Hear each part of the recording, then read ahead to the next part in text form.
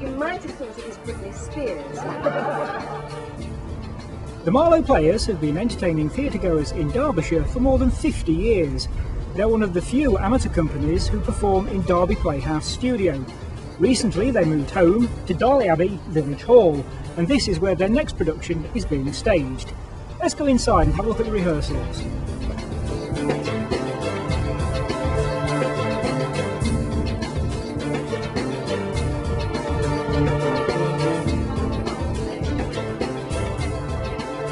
For their summer production, the Marlowes are presenting a comedy by Peter Gordon called Third Week in August. But you won't have to wait that long to see it. It's actually being performed in the last week of June. It's set on a caravan site, and the presence of one character in particular ensures that little goes right. It has a little bit of pathos here and there. They're certainly not cardboard characters. Most of them you've met at one time or another in your life, and he comes on stage and you think, I know him, worked with him. And I think that's one of the things about Peter Gordon. His characters are quite real. I love those kids. Stupid though. They're the one thing that causes trouble between me and Jenny. How can the things that mean most to you in life cause you the most misery? I honestly didn't think I was going to reach you in time. When? Tonight, when I saw you wading out into the sea. The only thought running through my mind was getting to you before it was too late. I was out on the point. I could see I didn't have enough time to get you, so I just stripped off and dived in. You mean you did it on purpose? Of course I did. But why? Why? Oh, to stop you, of course. But why would you want to stop me having a paddle? Oh, because you were just having a paddle. Of course I was. But I thought, look, you were up to your waist. Well, only when I came to rescue you. No, I was coming to rescue you. What from? Well, this sounds very silly now, but I thought you were trying to drown yourself. Me?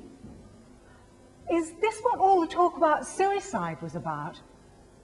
I thought we were talking about you. Me? I'm not trying to commit suicide. But I thought you were drowning. Well, I was. I can't swim.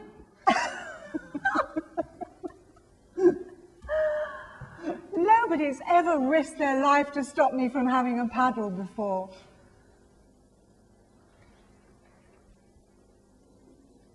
Liz. Can't face them. The group took their name from the playwright Christopher Marlowe, although they've only ever performed one of his plays in 1993. They still strive for the quality which was so important to the group when they were founded. We've consistently put on 3 productions a year. In the past, all 3 productions have been at the studio, the Playhouse studio. But in more recent times, because of difficulties with this Playhouse, we now only put on 2 productions at the studio and 1 production currently at Darley Abbey Village Hall. Our spring production was Agatha Christie's Verdict, which was very well received, particularly acclaimed. Our summer production is going to be here in Darley Abbey Village Hall, and that'll be followed in the autumn. We're back in the studio for a woman, the Woman in White, Wilkie Collins. So we put on quite a variety of work throughout the year, and it's quite an effort to keep 3 productions running in that sort of period. You know what they say? No gain, no pain. No pain, no gain. People do get a big buzz out of acting. There's no doubt about that. I mean, you can see the nerves that get generated immediately prior to a production. Obviously, there's a lot of tension there, but when it all comes together, there's a tremendous buzz that the actors get, real high, which they obviously that's what draws them, I guess, to it. Well, it's a start. No point overdoing things on the first day. Most of them have had quite a lot of experience, both in this society and with other societies. And one of the reasons I chose this particular cast was because I've worked with them all before except one, and she's come with a very good reputation. In fact, she's done some professional work. So I knew that I was onto a good thing the moment she picked up a script. Over the years, a couple of the Marlowe Players have gone on to become household names. First, there was that old likely lad James Bolam, and then an actress who's still a big supporter of the Marlowe Players, and she's back in Derbyshire because she's heard about A Bit of a Do. This morning I was watching the news. I am now as fashionable as Victoria Beckham. She's got bunions. Gwen Taylor is one of Britain's favourite actresses.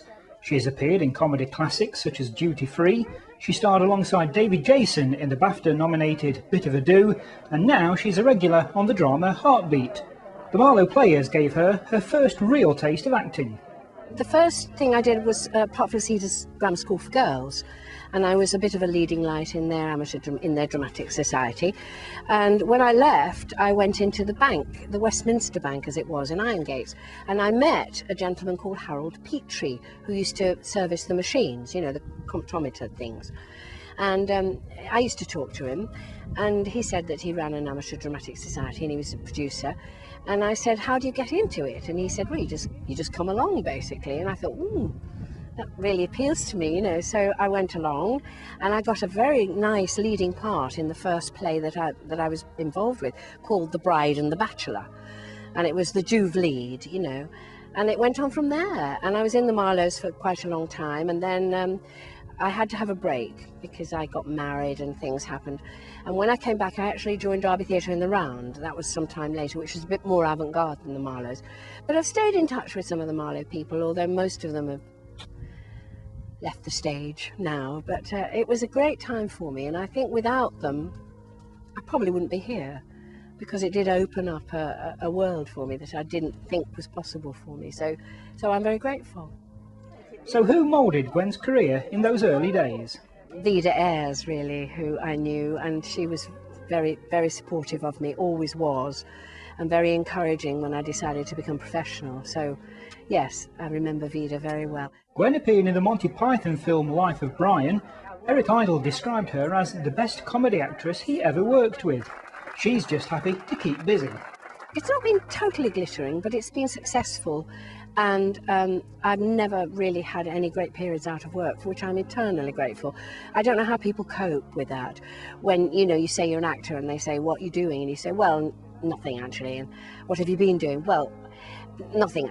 And I think that must be very difficult. And there's an awful lot of us who don't get the kind of luck that I've had in my career.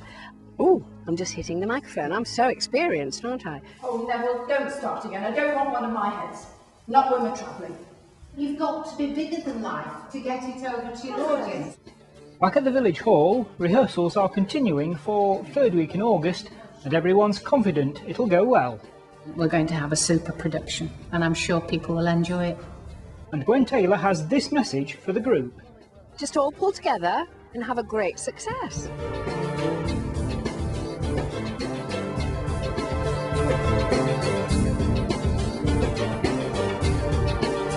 Thank you.